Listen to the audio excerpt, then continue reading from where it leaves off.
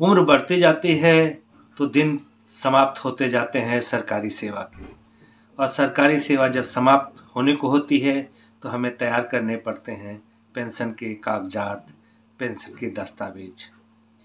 तो जाते समय कौन कौन से डॉक्यूमेंट बनाने पड़ते हैं और क्या क्या मिलता है हमें, और जो मिलता है उसमें कहाँ होता है हमारा नुकसान और कहाँ होता है हमारा फायदा, क्या क्या सावधानियां बरतनी चाहिए, सब बताऊंगा इस वीडियो में। बस बने रहिए मेरे साथ।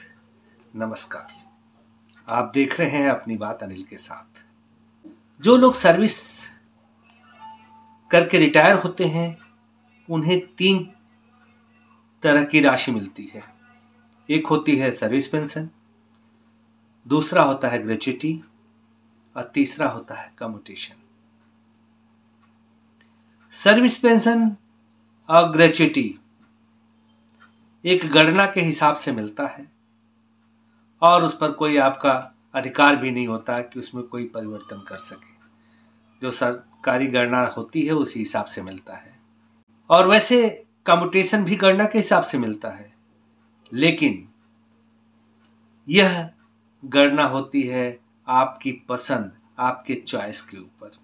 कम्यूटेशन आपके ऑप्शन के ऊपर निर्भर करता है कि इसको आप 0% भी ले सकते हैं, और इसको सिविल महकमे में 40% तक मैक्सिमम होता है, और डिफेंस फोर्सेज के लिए यह 50% राशि तक हो सकता है उनके बेसिक पेंशन का।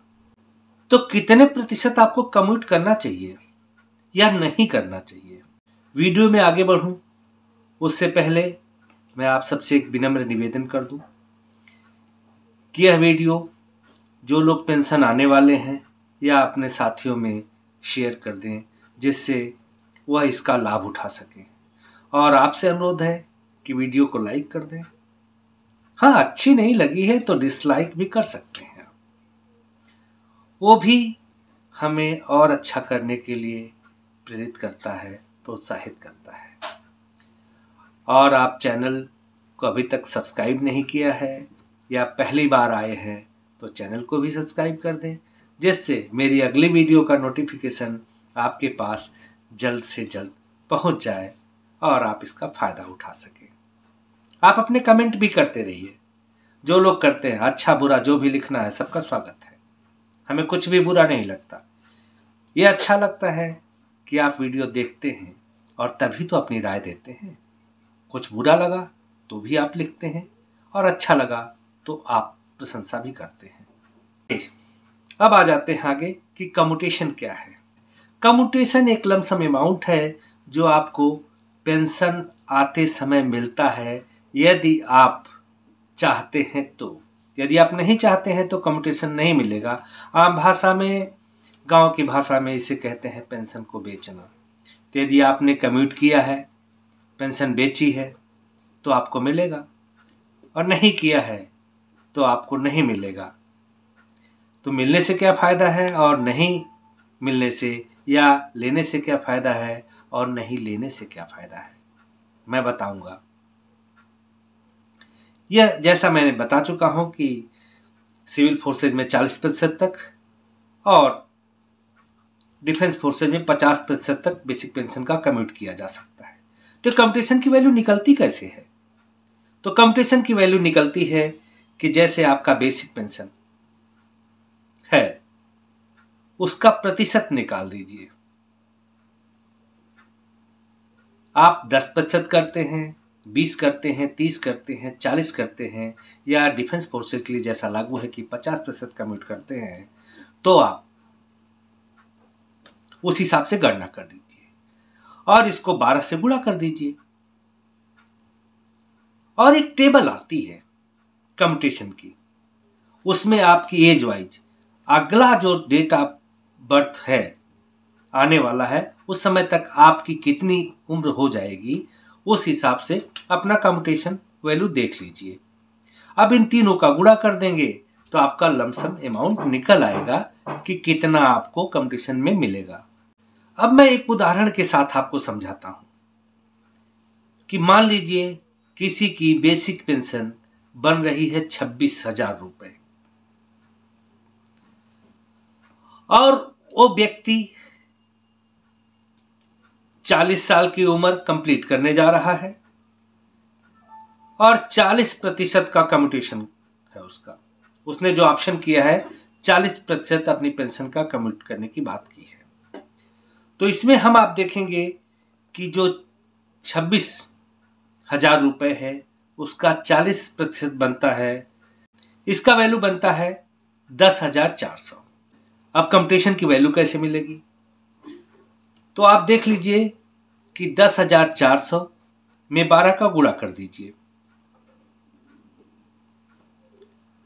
और फिर आपको गुणा करना होगा कम्यूटेशन वैल्यू जो टेबल में दिया हुआ है, टेबल में दिखाया जा रहा है।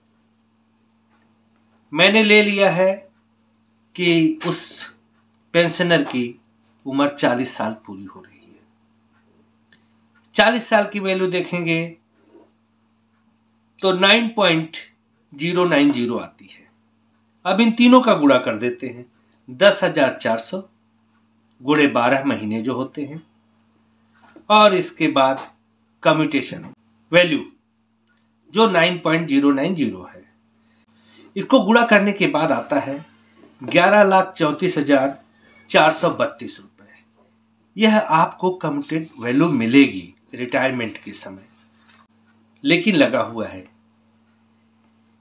जिस तरह से यह फिक्स नहीं है, आप इस फार्मूले में आप अपने बेसिक पेंशन का जो प्रतिशत आप किया है निकाल लीजिए और उसको 12 से गुणा कर दीजिए और इसके बाद टेबल में देख लीजिए जो आपकी कम्यूटेशन वैल्यू आती है गुणा कर दीजिए, यह आपका निकल जाएगा। यह फार्मूला है। मैंने एक उदाहरण लिया था, ये सबके राशि अलग अलग हो सकती है। लेकिन अब सवाल उठता है कि यह कम्यूटेशन हमें लेना चाहिए, पेंशन बेचनी चाहिए या नहीं। तो मेरा सवाल होगा कि हमें दवा लेनी चाहिए या नहीं। अब आप सोच रहे हो कि मैं कैसी बात कर रहा हूं। अरे दवा तो तब लेनी चाहिए जब बीमारी हो, कोई बीमारी नहीं है तो दवा क्यों लेनी। जी हाँ, मेरा भी यही कहना है कि कम्यूटेशन लेना चाहिए यदि आवश्यकता है तो, और नहीं है तो नहीं लेना चाहिए।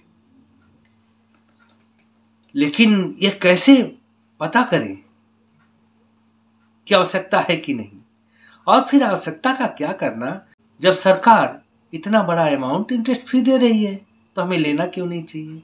तो माफ कीजिएगा, यहाँ आप गलत है। यह अमाउंट बिल्कुल इंटरेस्ट फ्री नहीं होता, इस पर आपको ब्याज देना पड़ता है। क्या कहा, मैं गलत कह रहा हूं? चलिए आइए देखते हैं आपके साथ।